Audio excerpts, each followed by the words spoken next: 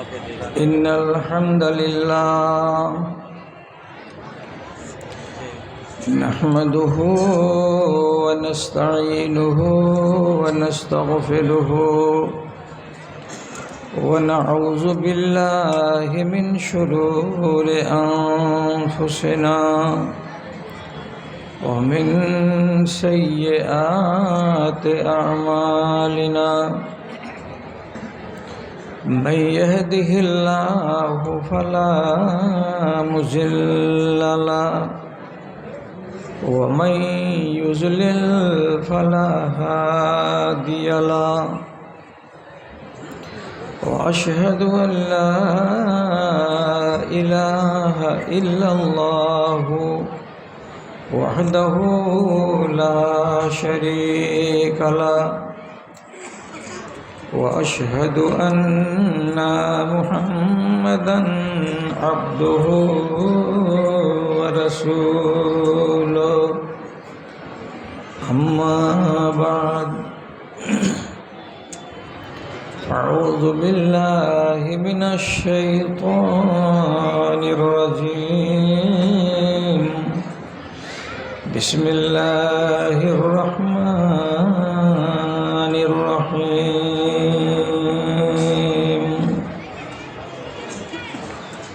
يا أيها الناس أنتم الفقراء إلى الله والله غني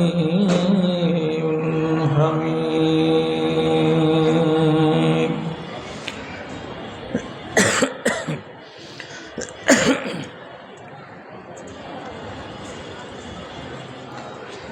ভুলেছি তোমায় বলে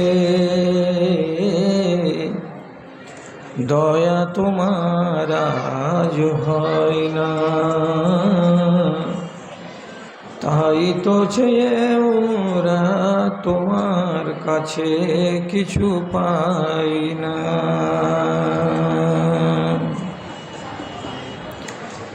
যে দুয়াই মোদের কভু হিলেছে আকাশ, কখনো আবার তাতে রুকেছে বাতাস, সেই তো দুয়াই বলি ওই তো মুখে ডাকি, তবু কেন আজ এত নৈরাশ, তবু কেন আজ এত নৈরাশ। ব্যথিত বেদনায় দিন রাত ভেবে যায়, তবুও তো ফুল কিছু পাই না। ভুলেছি তোমায় বলে দয়া তোমার আজ হয় না।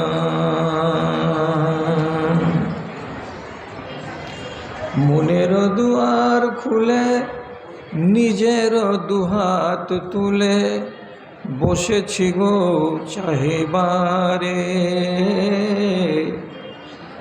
আছে কিনা কিছু কৃপা তোমার কাছে আমারে দান করিবারে। দ্বারের ফকির আমি, না ফিরাও আমায় তুমি, দ্বারের ফকির আমি, না ফিরাও আমায় তুমি। দাও গো প্রভু কিছু দাও না, ভুলেছি তোমায় বলে দয়া তোমার আজ হয় না, তাই তো চেয়েও মোরা তোমার কাছেতে কিছু পাই না।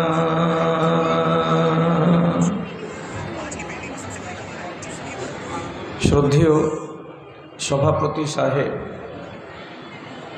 সমবেত এই এলাকার বিভিন্ন প্রান্ত থেকে মাদ্রাসার এক রাশ ভালোবাসাকে বুকে নিয়ে ও ইমানি জজবাকে সাথে নিয়ে উপস্থিত বিভিন্ন শ্রেণীর আমার প্রাণের ভাই ও বন্ধুগণ তথা মজলিসের এক পাশে বসে থাকা আমার স্নেহের মাতা ও ভগ্নীগণ,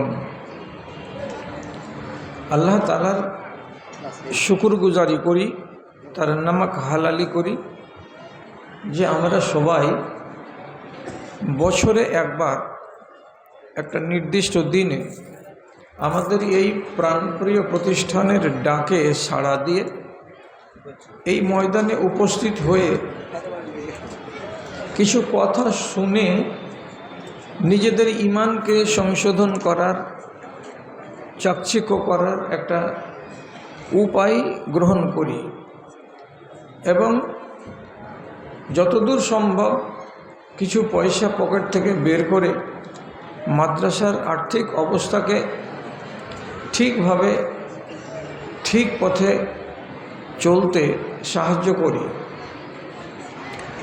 এই জন্য আল্লাহ তাআলা আমাদের এই দুটোই কাজ একই সাথে করিয়ে নিচ্ছেন বলে আমরা সবাই মিলে একটুখানি নামাক হালালি করি, একটা জিকিরও হবে আর আল্লাহর নুন হালালি করাও হবে। তার জন্য একবার শুকরগুজারি করেন নিজের জায়গায় বসে মোহাব্বতের সাথে। আমিও বলছি, আপনারাও বলুন আলহামদুলিল্লাহ। তারপরে তার আখিরি রসুল রহমাতুল্লিল আলামিন জনাবে মুহাম্মদুর রাসূলুল্লাহ সাল্লাল্লাহু আলাইহি ওয়াসাল্লামের উপর শত সহস্র শান্তির ধারা বর্ষিত হোক। আল্লাহুম্মা সাল্লি আলাইহি আল্লাহুম্মা বারিক আলাইহি। বেরাদারান ইসলাম, একটা কথা আমার বিষয় সম্পর্কে আলোচনা করার আগে বলছি যে ইসলামী সভার যেটা আদব, সেই আদবটা হলো নীরবতা পালন করা। হাদিসে লেখা আছে কান্না আলা রুউসিহিম আত-তায়র। রাসূলুল্লাহর মজলিসে লোকেরা যখন বসতেন আলোচনা শোনার জন্য, তখন সেখানকার পরিস্থিতিটা কেমন থাকতো? তো আমার কথা নয়, এটা হাদিসের কথা, যে একজন শিকারী তার বগলে 10খানা নলগুলোকে নিয়ে একটা বড় শিমুলের গাছের তলায় যখন যায়, তো একটা নলকে আর একটা নলের সঙ্গে জোড় দিয়ে উপরে 30 ফিট 40 ফিট উপরে বসে থাকা পাখিটাকে শিকার করে। তো সেই সময় ও যদি জোরে জোরে পা ফেলে আর শুকনো পাতাগুলো মুড় মুড় করে আওয়াজ করে, আর বেশি বেশি আওয়াজ পায়ের তলায় হয়, তাহলে এই আওয়াজটার দিকে উপর থেকে পাখিটা দেখতে যাবে যে কিসের আওয়াজ হচ্ছে নিচে, আর নিচের দিকে যখন দেখবে তখন শিকারীকে দেখে নিবে, আর শিকারীকে যদি দেখে নেই, নলকে যদি দেখে নেই, তো ফুরুত করে পালিয়ে যাবে। এই জন্য শিকারী কি করে, তার পাটাকে ফেলে, তো বিড়াল যেমন করে পা ফেলে অমনি করে পা ফেলে, কিঞ্চিত পরিমাণে আওয়াজ হয় না ওই জায়গাটাতে।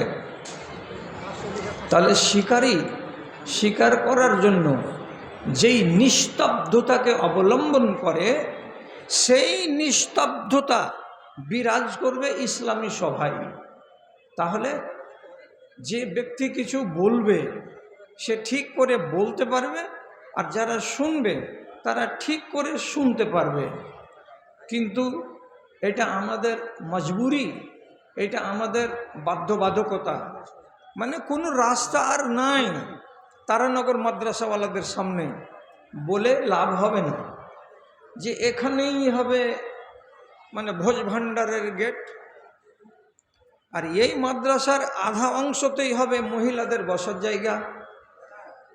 তাহলে যদি এইভাবে সারাটা 13 ঘন্টা ধরে মানুষ চলে, আর কথা বলে আর হুল্লোড় হতে থাকে, তাহলে একটা মানুষ শুনবে কি করে আর একটা মানুষ সুচারুরূপে বলবে কি করে? ক্যাসেটের মতো বাজতে হবে। কে ধরলো কে ধরলো না, কে বুঝলো কে বুঝলো না, এগুলো জিনিস কোনো বিচার মধ্যে আর আসে না। যাই হোক, এসব বেশি কথা বললে কোনো লাভ নেই। আদবের সাথে আরজ করছি, যারা সাইডে দাঁড়িয়ে আছেন দয়া করে একটু সম্মান রক্ষা করেন মজলিসটা। হয় বসে যান আর না হয় এখান থেকে সরে দূরে চলে যান, ওইদিকে চলে যান। একটা কাজ করেন, হয় বসে যান না হয় এখান থেকে একটু দূরে সরে যান, কোনো একটা করেন, এভাবে দাঁড়িয়ে থাকেন না। কিছু করেন, একটা কিছু করেন।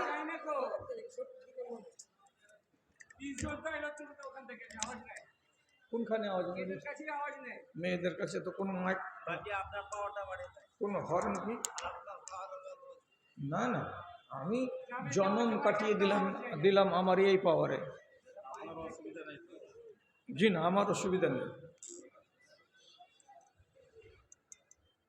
হ্যাঁ, এবার কথা আরম্ভ করছি, কয়েক মিনিট নষ্ট হয়ে গেল। আল্লাহ রাব্বুল আলামিন বলছেন দুনিয়ার সকল মানুষকে সম্বোধন করে, শুধু মুসলমানকে নয়। যখন মুসলমানদেরকে আল্লাহ তাআলা বলেন তখন ইয়া আইয়ুহাল্লাযিনা আমানু বলে ডাকেন, আর যখন দুনিয়ার সকল মানুষকে বলেন তার ভেতরে মুসলমান, হিন্দু, জৈন, পার্সিয়ান, খ্রিস্টান, অগ্নিপূজো সবাই থাকে। তো আল্লাহ তাআলা দুনিয়ার সব মানুষকে ডেকে বলছেন ইয়া আইয়ুহান নাস আনতুমুল ফুকারাউ ইলাল্লাহি ওয়াল্লাহু গনিয়্যুম হামিদ। হে দুনিয়ার মানুষ, তোমরা যত আছো সারা পৃথিবীতে 228টি রাষ্ট্রে সব ফকির, তোমরা সবাই ফকির।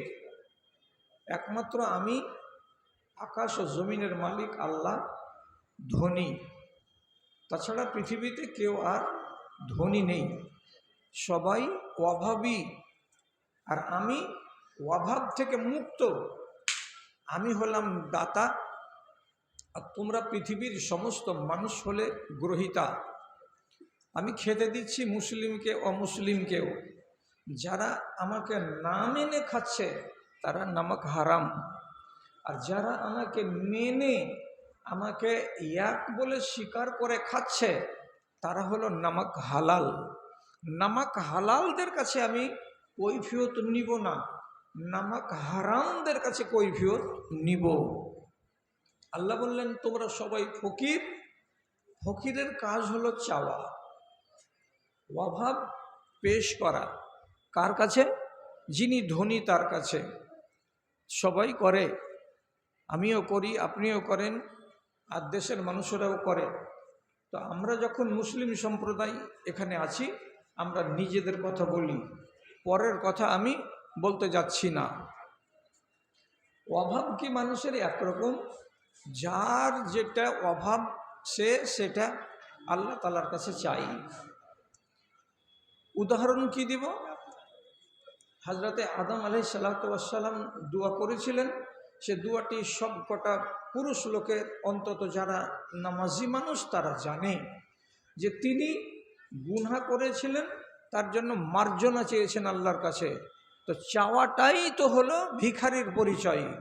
উনি দোয়া করেছিলেন রব্বানা জালামনা আনফুসানা ওয়া ইল্লাম তাগফির লানা ওয়া তারহামনা লানাকুনান্না মিনাল খাসিরিন।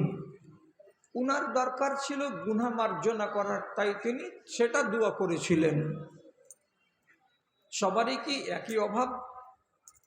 নবী ইউনূস আলাইহিস সালাতু ওয়াস সালাম মাছের পেটে যখন ঢুকে গেলেন, আর মাছ যখন নদীর তলায় গিয়ে বসে গেল, তখন তিনি নিজের জানের উপরে বিপদ আশঙ্কা করলেন যে আর বাঁচব না, মরে যাব। তখন তিনি নাজাত পাওয়ার জন্য, মাছের পেট থেকে কল্যাণ পাবো কি করে, তার জন্য নিজের গরজকে সামনে রেখে আল্লাহ তাআলার কাছে দোয়া করতে লাগলেন। তার গরজ আলাদা। তিনি বললেন লা ইলাহা ইল্লা আনতা সুবহানাকা ইন্নী কুনতু মিনাজ জালিমিন। সে নিজের চাওয়া পেয়ে গেল। হযরতে আদম নিজের যেটা চাওয়া তিনিও পেয়ে গেলেন। কেন? কোরআন মাজিদে রব্বুল আলামিন বলছেন ফাত্তাবা আলাইহে, তোমার তওবাকে কবুল করা হলো। তাহলে তিনার চাওয়া পেয়ে গেলেন। হযরতে ইউনুসকে বাইরে এনে মাছে উগলে দিল, তিনি চাওয়াটা পেয়ে গেলেন। তাহলে চেয়েছেন, পেয়েছেন। চাওয়া একরকমের নয়, আমার চাওয়া আলাদা, আপনার চাওয়া আলাদা। নবী মুসা আলাইহিস সালাতু ওয়াস সালাম তোতলা ছিলেন, জুবানে আড় ছিল। এটা তো আপনারা জানেন, এটা জানেন। আপনারা কি জানেন না? ছোট বয়সে আগুন দিয়ে আর ফুল দিয়ে পরীক্ষা করা হয়েছিল যে এই ছেলেটা যে ফেরাউনের গালে 2 বছর বয়সের ছেলে চড় মেরে দিল তাড়ান করে, আর যাকে আসিয়া বলছে আমার বেটা, আর ফেরাউনকে বলছে যে এটা তোমারও বেটা, পালক বেটা, ছেলেটাকে আদর করো। তো ফেরাউনের গালে চড় মারার পরীক্ষায় দিতে হয়েছিল নবী মুসাকে। তো বলা হয়েছিল যদি এই ছেলেটা নির্বোধ না হলো তো দেখো তো আগুন দাও আর ফুল দাও সামনে। তো নবী মুসা ফুলটাকে না ধরে আগুনকে ধরে নিয়েছিলেন, এবং এক মুফাসসিরের মতে ওই আগুনকে ধরে মুখে দিয়ে দিয়েছিলেন।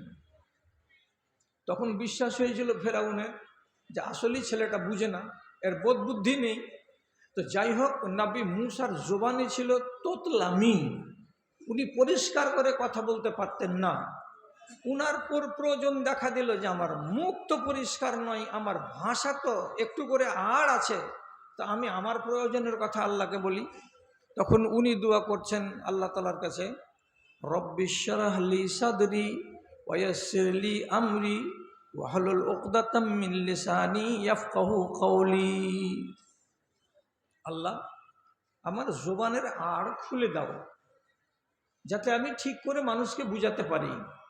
আমার অন্তরটাকে উন্মুক্ত করে দাও, যাতে মানুষের কাছে আমার মনের কথাটা ঠিক করে ব্যক্ত করতে পারি। এই জন্য রাগ করবেন না, আমি কোনো মানুষকে ছোট করতে চাইছি না, আপনাকে শুধু শিখাবার জন্য বলছি। ডাক্তার জাকির নায়েক সাহেব যখনই ভাষণে উঠবেন, আরম্ভ করবেন, তখন আপনারা নিশ্চয়ই শুনে হবেন, যখন পিস টিভি চালু ছিল এবং এখনও অনেক চ্যানেল থেকে পাওয়া যাবে, আপনি দেখবেন যে খুতবা দেওয়ার পরে উনি এটা আয়াত অবশ্যই অবশ্যই অবশ্যই পড়বেন। কোনটা আয়াত?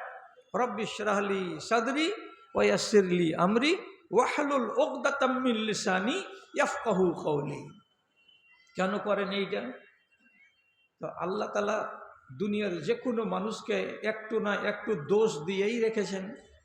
তো উনি এত বড় ব্রিলিয়ান্ট পৃথিবীর মাটিতে, তো রব্বুল আলামিন তার জবানে একটু সামান্য আড় দিয়ে রেখেছেন।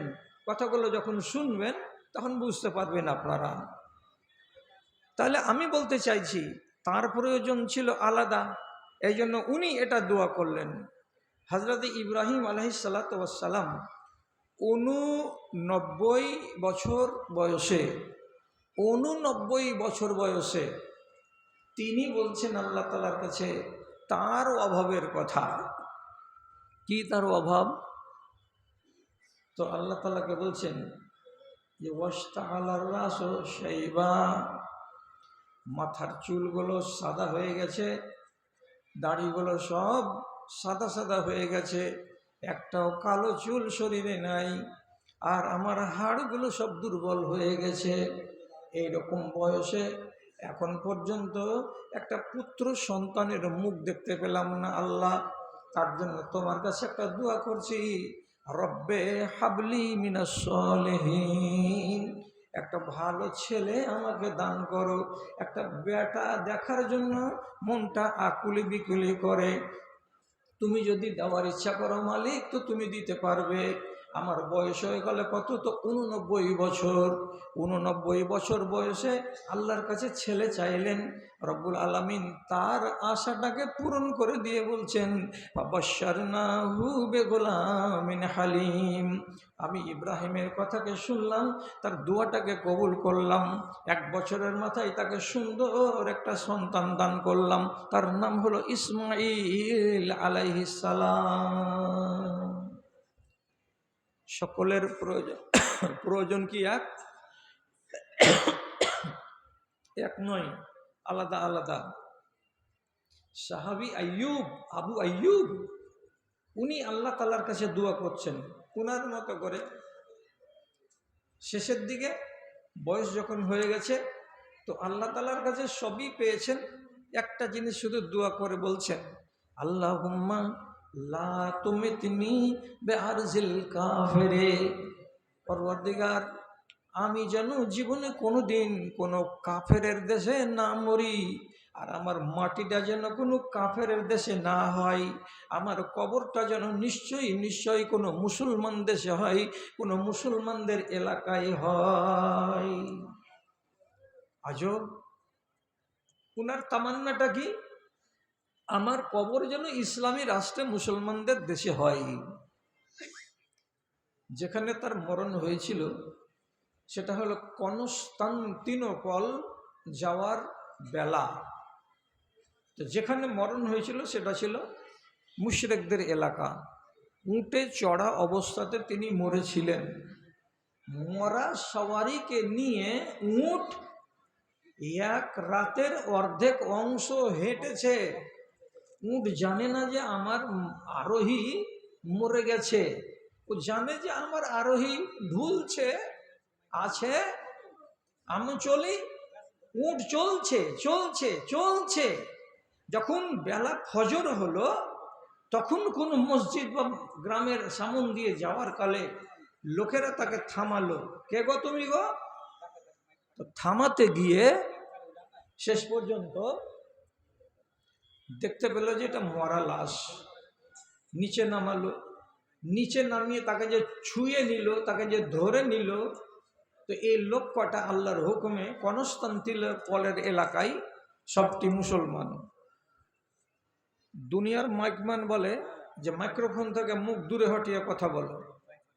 আমি এটাও জানি মাইক্রোফোন থেকে যদি মুখ দূরে থাকে তো কথা পরিষ্কার হবে, আর এর ভিতরে যদি আমি ঢুকে যাই তাহলে যাত্রার মতন হাউ হাউ হাউ হাউ করে আওয়াজ করবে। মাইকম্যান এসে আমার মুখের ভিতরে ভরে দিয়ে গেল। এখন লেগেছে কমিটিকেও চুলকানি, ওকেও লেগেছে চুলকানি। মাইক ঠিক হয়ে বাজে না, তো কোনটা কি করবে দিশা পায় না। কাছে দিলেই কি বেশি জোরে বাজবে? বাজবে না। তোমার ঢোলে যেটুকু আছে সেটুকুই বাজবে। যাক, তোমার কথা মানলাম, এদের কথাও মানলাম। বুড়ো বয়সে কাজিয়ে করব না। আমার ভুলগুলোকে আসমানের সমান ভুল করে লোকেরা দেখছে।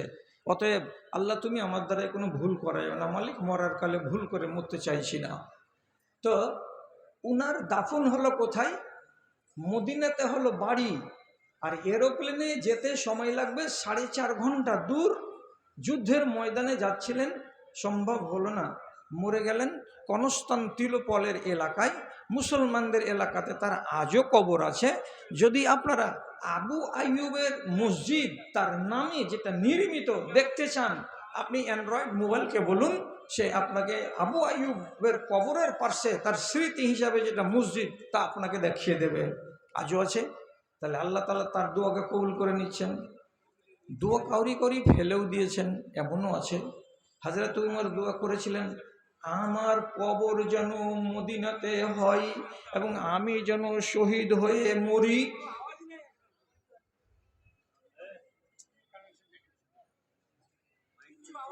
হ্যাঁ, তোমরা আগে আওয়াজ করো, তখন আমি আওয়াজ করছি।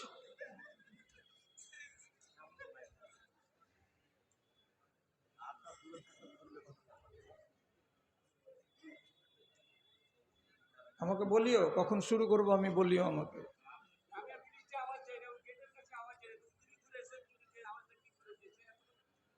আমি কিন্তু তারানগর গ্রামের তীরমোহনীতে আওয়াজ শুনতে পেয়েছি, খুব ঝাউ ঝাউ করে বাজছিল যখন আসি। এখন এইখানে হয় না তো কি জন্য হয় না তা আল্লাহ ভালো জানেন। আর হচ্ছে হয়তো মনের মতো হয় না, তাও হতে পারে। যাক, এখন ছটফট করে লাভ হবে না। বাচ্চা হবে না বাড়িতে, হসপিটাল পৌঁছিতেই হবে। আর 12 রকম বকে লাভ নাই। কি বলছিলাম, উনি আল্লাহর কাছে দোয়া করছেন যে আমি মরণ নেব মদিনায়, আমি মরব শহীদ হয়ে। জটিল কি আছে? আল্লাহ রাব্বুল আলামিন বলছেন তোমার দোয়া এভাবেই কবুল করব, তোমাকে আমি এখানেই মরণ দেব। শহীদ করে আল্লাহ তাআলা তাকে মরণ দিলেন মদিনার মাটিতে। সাঈদ বিন জুবায়ের উনি দোয়া করছেন আল্লাহ তাআলার কাছে, পরওয়ারদিগার, হাজ্জাজ বিন ইউসুফ লক্ষ লক্ষ মানুষকে মারল, আমাকেও মারল, আমি নির্দোষ মানুষ, আমার কোনো দোষ নেই, একটা রতি পরিমাণে আমি দোষী নই, তারপরেও সে আমাকে মারল। তো আমাকে যখন মারল, তো আমি তোমার কাছে মরে যাওয়ার আগে একটা দোয়া করে যাচ্ছি, পরওয়ারদিগার, তুমি যদি আমার কথাটাকে মেনে নাও তো আমার মনটা খুশি হয়ে যাবে মালিক। তো তিনি কি দোয়া করেছেন আল্লাহ তাআলার কাছে? উনি মরবার আগেখানে, দম যাওয়ার আগেখানে বলছেন, আল্লাহুম্মা লা তুসাল্লিতুহু আলা আহাদিন বাদি। পরওয়ারদিগার, এই হাজ্জাজ বিন ইউসুফের মতো জালেম মানুষ আমার পরে যেন আর কাউকে না মারতে পারে, তার হাতে তুমি বল দিও না, তার হাতে তুমি ক্ষমতা দিও না। তার হাতে মার্ডার হলো হাজার হাজার মানুষ, আমি যেন তার মার্ডার, শেষ মার্ডার হই, আমার পরে যেন কাউকে সে মারতে না পারে। কি, কাউকে যেন সে মারতে না পারে। এই কথাটা আল্লাহ তাআলা কবুল করলেন তার। কিভাবে কবুল হলো? একে মারার পরে 40 দিন বেঁচে ছিল হাজ্জাজ বিন ইউসুফ। তো যেদিন মারা গেল, মেরে ফেলা হলো, তারপর থেকে এর হাত আর পা স্থির থাকলো না, কাঁপতে লাগলো। এমন মরণ মরলো, আল্লাহ তুমি জানো মালিক, তুমি তার উপরে দয়া করেছো করনি তোমার ব্যাপার। মরবার কালে বিছান ছেড়ে ছেড়ে দৌড়ে পালিয়ে যাচ্ছিল, দৌড়ে দৌড়ে পালিয়ে যাচ্ছিল, ল্যাবকে ফেলে দিয়ে উঠে যাচ্ছিল।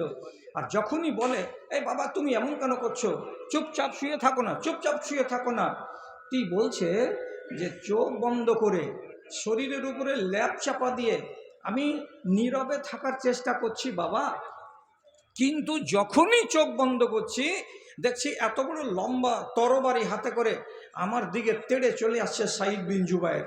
আমি স্বপ্নের মতো দেখতে পাচ্ছি, এটা কে? এই লোকটাই হলো এমন একজন জালিলুল কাদার তাবেঈ, যে এর ফিকা আর এর ইলম আর এর ফতোয়া সারাটা মক্কা, মদিনা এবং বাসরা এলাকার লোক সমৃদ্ধ হয়েছে। তার মতো নেককার মানুষকে মেরেছে, এরপরে আর কোনো মানুষকে সে মারতে পারেনি। তাহলে রব্বুল আলামিন তারও দোয়া কবুল করেছেন। এবার আপনাকে বলি, আপনারা কেউ এখানে আছেন যিনি আমাকে আড়ালে অথবা ফোনে বলবেন যে মৌলানা আমি আমার জীবনে একটা দোয়া করেছি, তো আমার দোয়া কবুল হয়নি? কোনো মেয়ে ছেলে এমন আছে সে আমাকে ফোনে বলবে যে আমি দোয়া করছি আল্লাহ তাআলার কাছে কোনো একটা জিনিস, তো আল্লাহ তাআলা কবুল করছেন না? তো কি, কেন করছেন না? তো যদি কেউ এ কথাটা জানতে চান, তাহলে আপনাকে বলছি, প্রথম কথা, অসম্ভব কোনো জিনিস আল্লাহ তাআলার কাছে দোয়া করবেন না। যেটা সম্ভব মানুষ হিসাবে করার এবং পাওয়ার, সেটাই করবেন। অসম্ভব জিনিসকে আপনি দোয়া করবেন না। আজকে 35 বছর আগেকার কথা বলছি, ভাদুতে ফাকড়ি বংশে একটা লোক ছিল, সে ছিল সম্পর্কে আমার ভাই, ও মরে গেছে। তো বলছিল যে গোটা রমজান আল্লাহ তাআলার কাছে 12টা রাতের পরে ফজর পর্যন্ত দোয়া করলাম, আর এখানে সাদা গামছাতে করে এখানে এত বড় ইটকে ল্যাপটিয়ে আমার পার্শ্বে রেখে আল্লাহ তাআলাকে 30 দিন বললাম যে আল্লাহ এই ইটখানাকে তুমি সোনা করে দাও। তো এই একটুকাও রং বদলিল না। 30 দিন পরে দেখছি তো ইট ইট হয়েই আছে। তো কি হবে তাহলে এরকম করে দোয়া করে? তো আল্লাহর উপরে রহম করে এই অসম্ভব জিনিসকে কোনোদিন আপনি দোয়া করতে যাবেন না। এক, আপনি সম্ভব জিনিসের সম্পর্কে দোয়া করবেন। দোয়ার জন্য নাম্বার 1, 1 নম্বর শর্ত বেটা ছেলে এবং বেটি ছেলের জন্য, খেয়াল করে নেন, মগজে তুলে নেন। তাহলে এই যতক্ষণ পর্যন্ত আপনি কোনো না কোনো অপরাধের উপরে দাঁড়িয়ে আছেন, আপনি নিজেকে মুক্ত করতে পারেননি, ততক্ষণ পর্যন্ত কোনো নিশ্চয়তা নেই যে আপনার দোয়া কবুল হবে। যেমন কোনো মানুষের আপনি 20,000 টাকা মেরে খেয়েছেন, আপনি জানেন যে আমি লোকটার টাকা মেরে খেয়েছি, যতদিন শোধ না দিবেন ততদিন পর্যন্ত আপনার দোয়া কবুল হবে না। বুঝতে পারা গেল কথা? আর একটা কথা মা খালারা শুনে রাখো, সেটা হলো এই, যদি জীবনে যৌবনকালে শখের বশে ব্যভিচার করে থাকো, অথবা বিবাহ শাদী করার পর কোনো পরপুরুষের সাথে তুমি ব্যভিচার করো, স্বামী বাইরে কেরালাতে কাজ করছে এই সুযোগে, তাহলে তোমার মতো মানুষের দোয়া জিন্দেগিতে, সহি হাদিসে আছে, মেঘের উপরে যাবে না। যতক্ষণ পর্যন্ত তুমি আল্লাহর কাছে কেঁদে কেটে তোমার গুনার মার্জনা করে নিতে না পারবে, ততক্ষণ পর্যন্ত কোনো দোয়া আল্লাহর কাছে মঞ্জুর হবে না। হাদিসে লেখা আছে স্পষ্ট, একটা লোক সাদা কাপড় এহরামের গায়ে দিয়ে ও নেমেছে জেদ্দায়, আর জেদ্দাতে নেমে যতক্ষণ কাবা ঘরকে দেখতে না পাবে ততক্ষণ একজন হাজি সাহেবকে কি করতে হয়? লাব্বাইক আল্লাহুম্মা লাব্বাইক করতে থাকতে হয়। তো সে যে দুয়াটা করছে, লাব্বাইক মানে কি? আল্লাহ আমি হাজির, আল্লাহ আমি হাজির, তোমার সেবায় আমি হাজির। কিন্তু আল্লাহ রাব্বুল আলামিন তার নবীকে দিয়ে বলাচ্ছেন, একদম সহি হাদিস, আন্না ইউস্তাজাবু লাহু, কি করে এই লোকটার দোয়া কবুল করা যাবে? এই লোকটার বাড়ি হলো ভাদো, সাদা কাপড় পরেছে, এহরাম গায়ে দিয়ে আছে, আর কাবা ঘরের দিকে এগিয়ে আসে আর বলছে লাব্বাইক আল্লাহুম্মা লাব্বাইক। এই লাব্বাইক তার কেমন করে জবাব দেওয়া যাবে? কেমন করে তার ডাকে সাড়া দেওয়া যাবে? কেন? মালবাসুহু হারামুন ওয়া মাতআমুহু হারামুন, মানুষটার খানা হলো হারাম আর মানুষটার গায়ের পোশাক হলো হারাম। হারাম পোশাক পরে আর হারাম খানা খেয়ে যদি কেউ আল্লাহ রাব্বুল আলামিনের কাছে দোয়া করে, জীবনে কোনো দিন তার দোয়া কবুল হবে না। আমি বলছি, লম্বা সময় ধরে কথা বলার কথা ইনারা বলছেন, কিন্তু আমি চাই যত শর্ট আমাকে বলতে হবে, এটা আমার জন্য সুবিধা। তার উপরে আমাদের শ্রদ্ধেয় ব্যক্তি স্টেজে এসে হাজির, তো আমি অন্তত এইটুকু মনে করি, কমিটি কি মনে করছেন যে ওনারা কাজের মানুষ, আমি ওয়াজ করব আর উনি বসে থাকবেন, হয়তো আর কোনো জায়গায় ওনাকে যেতে হবে। তো দেখেন আপনারা বিচার বিবেচনা করে, আমাকে চলতে বললে আমি চলছি, আর আমাকে থামতে বললে আমি থামছি। কারা আছেন যারা মালিকানা করবেন, করছেন, করেন। আমি কি চলবো?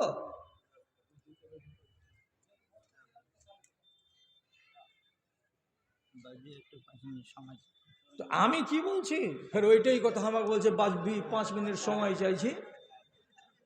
ঠিক আছে,